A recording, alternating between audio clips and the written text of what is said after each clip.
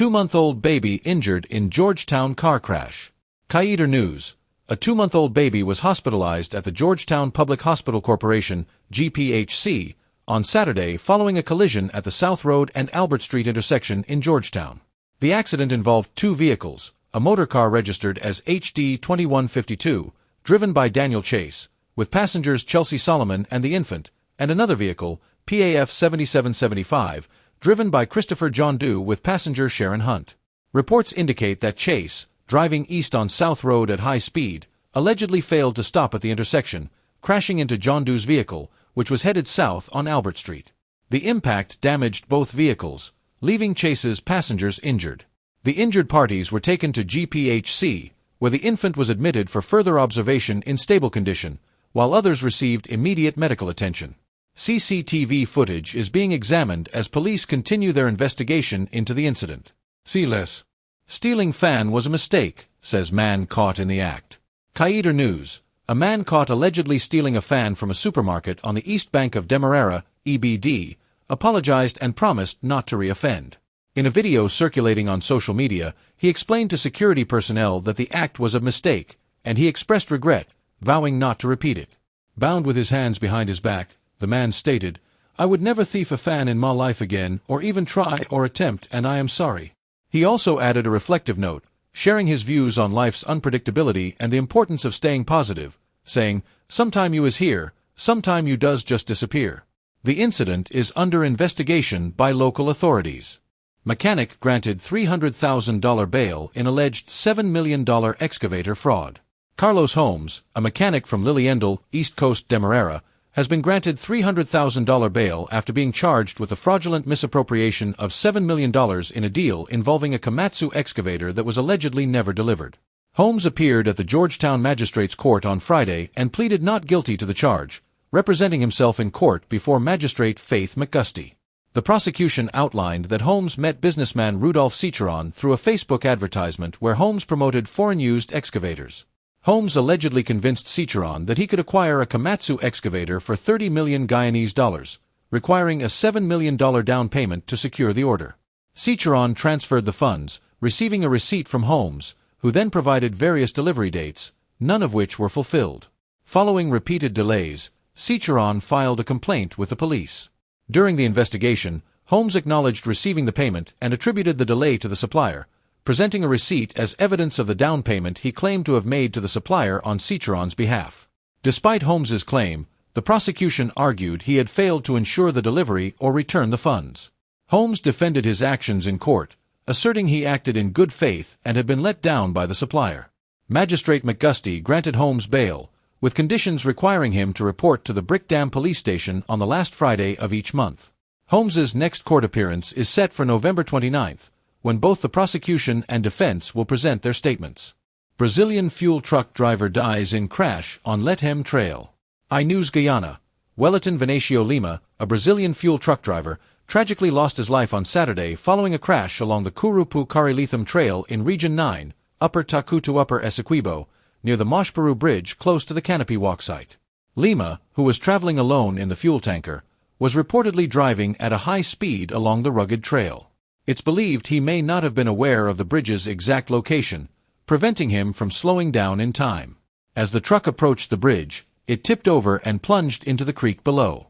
The impact of the fall left Lima trapped inside the truck cab.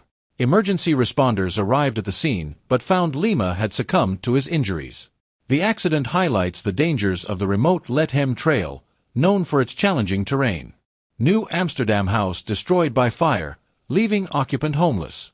iNews Guyana. A fire of unknown origin completely destroyed a home in Nurseville, New Amsterdam, on Saturday night, leaving its sole occupant, 10-day government part-time worker Latifa Ramasindo, homeless. The blaze reportedly began around 2045 HRS, when Ramasindo was out, leaving the house unoccupied. Neighbor Franco Crawford noticed the fire and quickly alerted the fire department, who responded swiftly.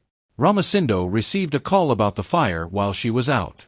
Upon arriving, she saw her home engulfed in flames and was taken to an ambulance due to high blood pressure caused by the shock. The house, a two-bedroom concrete structure owned by New Amsterdam businessman Shamsuddin Haq, was valued at around $6 million. Unfortunately, Hack recently discontinued the fire insurance coverage. Besides the structural damage, Ramasindo lost all her belongings, including important documents. Authorities believe the fire may have started near a recently purchased refrigerator. The property, listed for sale with Remax One Nation Realty Incorporated, is now a total loss. The incident remains under investigation. Victim withdraws initial claim of $14 million raw gold theft in Marudi abduction and robbery case. Newsroom. One of the victims from the recent abduction and robbery at the Guyana Geology and Mines Commission, GGMC, Bushmouth Substation in Marudi, Region 9, has withdrawn his earlier claim that $14 million in raw gold was stolen. Instead, he clarified that the total amount stolen included $892,000 in cash, along with 30,000 Brazilian reais, approximately $1.2 million, which he was forced to transfer to a Brazilian account allegedly controlled by the suspects. Additional items reportedly taken during the incident include 2 black Glock 17 pistols, 2 gold rings, and a Movado watch valued at $140,000. The robbery, which took place at around 10:15 HRS, was reportedly carried out by masked assailants armed with firearms, who approached the 9 victims, 5 Guyanese and 4 Brazilians, when they stopped at the GGMC gate on their way to Marudi Backdam.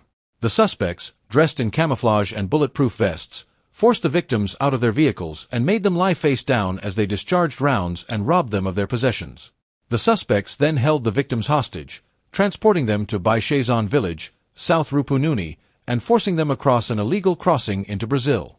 The victims were later ordered to run back to Guyana. The joint services have deployed forces to the area to investigate further and track down the suspects, though no arrests have been made yet. This case remains under investigation as authorities work to apprehend those responsible. Man behind Mud Watup character issues public apology for recent disappearance and clarifies intentions. The individual behind the popular yet controversial social media persona Mud Wata has come forward with a public apology following his recent unexplained absence, which sparked concern and rumors among followers and the public alike. In a statement posted to his personal account, the man, who recently acknowledged his role as the creator of Mud Wata, expressed remorse to his family, friends, and the wider Guyanese community. He addressed his sudden departure, clarifying that it was an attempt to take a mental health break after publicly revealing his identity. I recognize that my decision to step away without informing anyone caused worry, concern, and misunderstanding, and for that, I am truly sorry, he said. The Mud Watup character, which had garnered both popularity and controversy, provided a platform for the man to express his ideas freely, albeit sometimes provoking intense public reaction. In his statement, he acknowledged feeling overwhelmed by the responsibility and backlash that might arise from his character's content, leading him to retreat temporarily for reflection. I have not left Guyana, nor am I seeking asylum, he clarified. My absence was solely a step back to manage my mental health and reflect on the impact of my actions. He also addressed skepticism around his ownership of the Mud Watup persona, affirming that his recent interview and confession were genuine and that his goal is to take responsibility for the character's impact. In closing, he expressed gratitude to those who showed concern and support, vowing to bring greater honesty and accountability to his interactions going forward. Nigel Sommerso fatally shot outside his West Watooka, Linden home. Nigel Sommerso, age 56, was tragically killed early Monday morning outside his home in West Watooka, Linden. Police were alerted to the incident following reports from a family member who heard gunshots and discovered Somersoll's body lying face down in the yard around 2:30 HRS. According to initial police reports, Somersoll's cousin, who was inside the house at the time, recounted hearing gunshots followed by the sound of a motorbike speeding away. Fearing for her safety, she sought cover and attempted to contact Somersoll by phone. Upon emerging from her hiding place, she found him unresponsive in the yard with what appeared to be a gunshot wound to the chest and a laceration to the head. The police were contacted immediately by neighbors. Somersoll was transported to the Linden Hospital complex, where he was pronounced dead on arrival. This incident follows a previous shooting in September 2022, during which Somersoll sustained injuries in an unrelated altercation. Authorities are actively investigating the circumstances surrounding Monday's tragic event, and they encourage anyone with information to contact local law enforcement. Poultry vendor remanded following fatal confrontation with armed robber at Port Mourant market. Sandra Maramutu, a 43-year-old poultry vendor from Portuguese Quarters, Quarantine, appeared before the Wim Magistrates Court on Monday, charged with the murder of 18-year-old Parman Pertab. Pertab died following an attempted robbery at the Port Mourant market on October 26, 2024.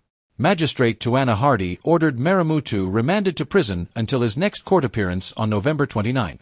The fatal incident took place around 9:15 HRS on October 26, when Pertab, armed with a cutlass, and an accomplice, carrying a handgun, reportedly targeted a jewelry shop at the market. The robbers allegedly assaulted the shop owner's assistant and stole a quantity of jewelry. In the ensuing chaos, market patrons responded to the alarm raised by the businessman. The armed accomplice fired 3 shots, injuring a bystander, while Pertab fled with the stolen items. Pertab was confronted by marketgoers, including Maramutu, who disarmed him and retrieved the stolen jewelry. Pertab sustained injuries during the struggle and later succumbed to them at Port Mourant Public Hospital. A post-mortem report concluded that he died from multiple incised wounds, leading to shock and hemorrhage. Maramutu's attorney, Lachmi Rahamath, cited Guyana's constitutional protections, suggesting that the defendant acted in self-defense and intends to petition the Director of Public Prosecutions, DPP, to review the charge. The defense argued that several key witnesses observed the incident but were not thoroughly interviewed by law enforcement. As the investigation continues, Maramutu remains in custody pending further review and proceedings. Man fatally mauled by pit bulls in Lethem, dog owner in custody. Newsroom: a tragic incident occurred in Lethem, Central Rupununi, on Saturday, when a man identified as Gordon Ford was found dead in a yard, reportedly mauled by 2 pit bulldogs. The dog's owner, a 32-year-old businesswoman, is currently in police custody as investigations are underway. According to police reports, the incident took place between 7:30 HRS and 17:30 HRS on Middle Street, Lethem. The businesswoman allegedly secured her dogs in her fenced yard before leaving for Brazil on Saturday. Upon her return, she found Ford's lifeless body in her yard, with multiple wounds consistent with dog bites and visible bloodstains. The police were promptly notified, and Ford's body was transported to the Lethem Regional Hospital, where he was pronounced dead. The body remains in the hospital mortuary, awaiting a post-mortem examination. Authorities continue to investigate the circumstances surrounding the incident to determine how Ford entered the yard. Updates will be provided as more information becomes available.